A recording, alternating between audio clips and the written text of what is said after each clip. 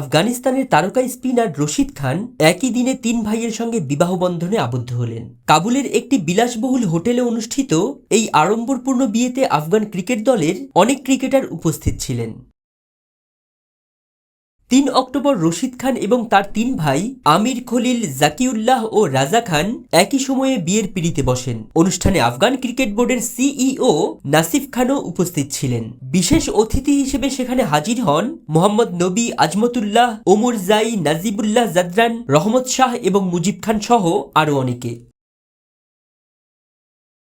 ৪ ভাই একরকমের পোশাক পরে পশতুন রীতি অনুযায়ী বিয়ের আনুষ্ঠানিকতা পালন করেন। সতীর্থদের সঙ্গে অনেক ছবি তোলেন রশিদ। বিয়ের অনুষ্ঠানের আয়োজন ছিল খুবই জমকালো, যেখানে হোটেলের বাইরে বাজি পোড়ানো হয় এবং নানা রকম জাঁকজমক অনুষ্ঠান ছিল।